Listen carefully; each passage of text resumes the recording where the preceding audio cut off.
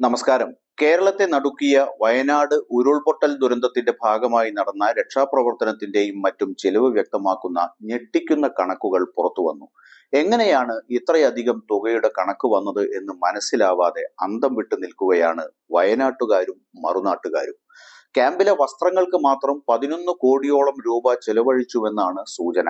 5000 പേർ ക്യാമ്പുകളിൽ കഴിഞ്ഞു എന്ന് കണക്കാക്കിയാൽ പോലും ഒരാളുടെ വസ്ത്രത്തിന് മാത്രം 22,000 രൂപ ചിലവഴിച്ചു എന്ന നിലയിലാണ് കാര്യങ്ങൾ. കൂടാതെ മൃതദേഹങ്ങൾ സംസ്കരിക്കാൻ ആകെ 2,76,00,000 രൂപ മുടക്കിയെന്നും കണക്കുകളിൽ പറയുന്നുണ്ട്.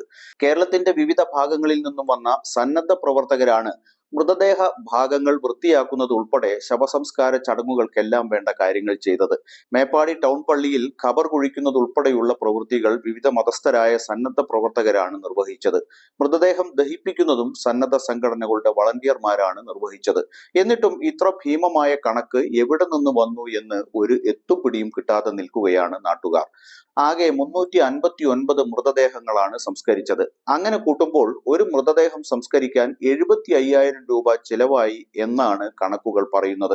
നിലവിൽ ദുരിതബാധിതർക്ക് പ്രഖ്യാപിച്ചതിനേക്കാൾ തുക ചെലവായത് വളണ്ടിയർമാർക്കാണെന്ന് കണക്കുകളിൽ നിന്നും വ്യക്തമാണ്. വളണ്ടിയർമാരുടെ വാഹന ചെലവിനും ഭക്ഷണത്തിനും മാത്രം 14 കോടിയോളം രൂപ ചെലവാക്കിയെന്ന് റിപ്പോർട്ടിൽ പറയുന്നു. ഇതിൽ തന്നെ വളണ്ടിയർമാരുടെ ഗതാഗത ചെലവ് മാത്രം 4 കോടി രൂപയോളം വരുമെന്നാണ് സർക്കാർ ഹൈക്കോടതിയിൽ നൽകിയ സത്യവാങ്മൂലത്തിൽ വ്യക്തമാക്കുന്നത്. ദുരിതാശ്വാസ ക്യാമ്പുകളിലെ ജനറേറ്റർ ചെലവ് 7 കോടിയോളമാണെന്നും വളണ്ടിയേഴ്സിന് യൂസർ കിറ്റ് നൽകിയ വകയിൽ ആകെ 2,98,00,000 രൂപ ചെലവായെന്നും റിപ്പോർട്ടിൽ പറയുന്നു.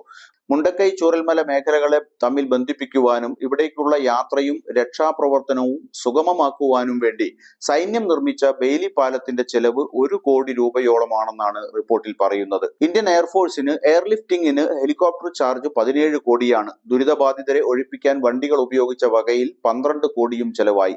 മിലിറ്ററി വളണ്ടിയർമാർ എന്നിവരുടെ താമസ സൗകര്യങ്ങൾ ഒരുക്കിയ വകയിൽ 15 കോടിയും ഇവരുടെ ഭക്ഷണ കുടിവെള്ള ആവശ്യങ്ങൾക്ക് 10 കോടിയും മുടക്കിയിട്ടുണ്ട്. മേഖലയിൽ പരിശോധനയ്ക്കായി എത്തിച്ച ഡ്രോൺ റഡാർ വാടക വകയിൽ 3 കോടി രൂപ ചെലവായി.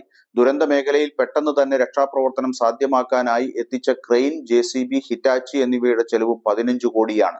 ദുരിതാശ്വാസ ക്യാമ്പിലെ വസ്ത്രങ്ങൾക്ക് 11 കോടി മുടക്കിയതിന് പുറമെ അവിടുത്തെ ഭക്ഷണത്തിന് 8 കോടിയോളം രൂപ വരെ ചെലവായിട്ടുണ്ട്. മെഡിക്കൽ പരിശോധനകൾക്ക് മുടക്കിയത് 8 കോടിയും DNA പരിശോധനയ്ക്ക് 3 കോടിയും ചെലവഴിച്ചതായി റിപ്പോർട്ടിൽ പറയുന്നു. ഇതൊക്കെ കേൾക്കുമ്പോൾ കോടികൾക്ക് ഒരു വിലയുമില്ലേ എന്ന് ആരെങ്കിലും ചിന്തിച്ചു പോയാൽ അവരെ കുറ്റപ്പെടുത്താനാവില്ല. ഈ കണക്കുകളിൽ ജനങ്ങൾക്കുള്ള സംശയം തീർക്കേണ്ട ഉത്തരവാദിത്വം കംട്രോളർ ആൻഡ് ഓഡിറ്റർ ജനറൽ ഓഫീസിനാണ്. അവരത് നിർവഹിക്കുമോ എന്ന് കാത്തിരുന്നു കാണാം.